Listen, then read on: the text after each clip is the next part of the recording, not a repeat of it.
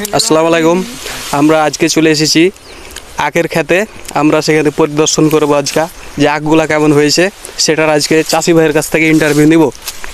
তো দর্শক বন্ধুরা চলুন আমরা জানি যে সেই কৃষক ভাইয়ের কাছ থেকে যে কতদিন গাছের বয়স হলো আর কত টাকা এই পর্যন্ত খরচ হয়েছে, আমরা A to Z তার মুখ থেকে শুনি।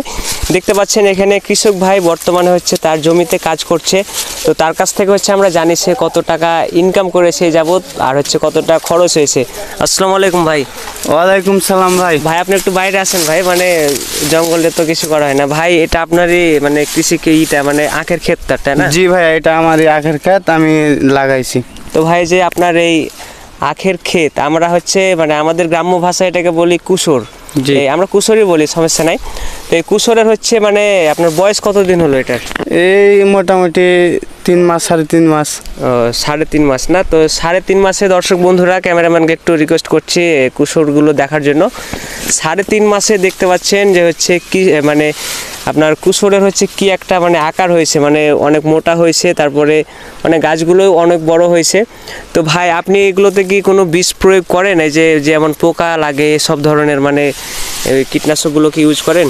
হ্যাঁ, এই যে দেখতে পাচ্ছেন এখানে ক্যামেরাম্যানকে অনুরোধ করবো দেখানোর জন্য। এই যে পাতা এভাবে কুচকে যায়, পোকাতে খেয়ে নেয়, তারপর গাছের গোড়ায় নিচে পোকা লেগে যায়। এই পোকা নিবারণের জন্য আমি কীটনাশক ব্যবহার করি। জি জি।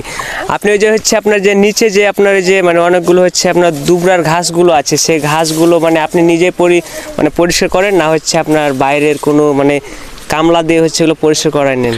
না, সেরকম না, আমি নিজে একাই পারি, নিজেই পরিষ্কার করি।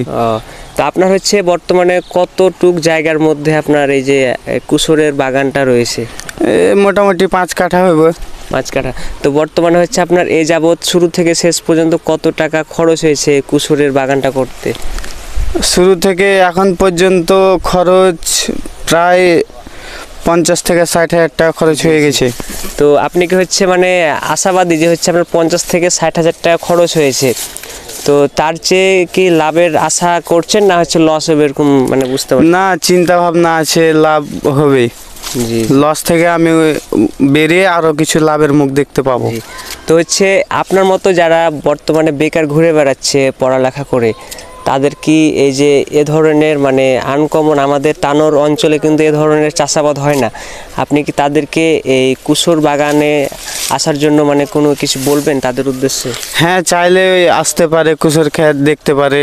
আর পড়ালেখার পাশাপাশি তারা চাইলেও এসব করতে পারে। এতে সেরকম কোনো খাটনি নাই, লাগানোর পরে সেরকমভাবে মানে খাটাখাটনি করতে হয় না। এই যে গাছ আছে, গাছগুলো পরিষ্কার করতে হয়, হালকা বৃষ্টি দিতে হয়, মাঝে মাঝে পানি দিতে হয়।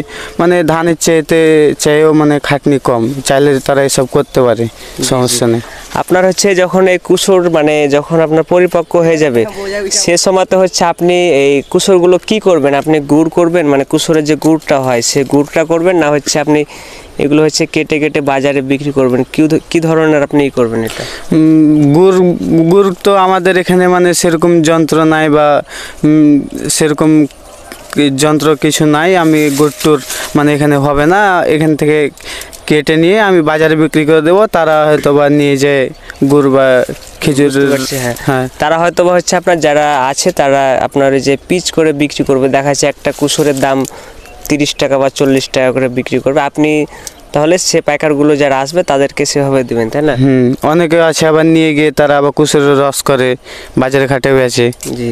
আপনি এই যে কুশরের পাশাপাশি দেখতে পাচ্ছি, ক্যামেরাম্যান একটু দিকে দেখাও, এদিকে একটা ছোট্ট একটা পটলেরও করেছেন, তাই না? জি জি। তো আপনার পটলের সম্পর্কে আমরা পরে জানবো, লাভ লোকসান কি হয় না হয়। আমরা আপনার কাছে স্পেশালভাবে এসেছিলাম যে আপনার কুশরের বাগানটা আমরা পরিদর্শন করার জন্য। তো ভাই আপনাকে অনেক ধন্যবাদ আপনার মূল্যবান সময় দেওয়ার জন্য। আপনি যেহেতু কাজ করছিলেন জমির মধ্যে, তার মধ্যে আমাদেরকে একটু সময় দিয়েছেন, সেজন্য আপনাকে ধন্যবাদ। তো দর্শক বন্ধুরা, আপনাদের কেমন লাগলো ভিডিওটি? যদি একটু ভালো লেগে থাকে তাহলে অবশ্যই আপনারা আমাদের ফেসবুক পেজটি ফলো দিবেন। আর যদি ভালো লেগে থাকে তাহলে অবশ্যই আমাদের ভিডিওটি লাইক করবেন এবং শেয়ার করে দিবেন। আর পরবর্তীতে কীরকম আপনারা ভিডিও চান সেরকম ভিডিওর জন্য আপনারা কমেন্ট বক্সে ঝটপট কমেন্ট করে জানিয়ে দেন। আজকে সবাই ভালো থাকেন, সুস্থ থাকেন। এ পর্যন্ত, আল্লাহ হাফেজ।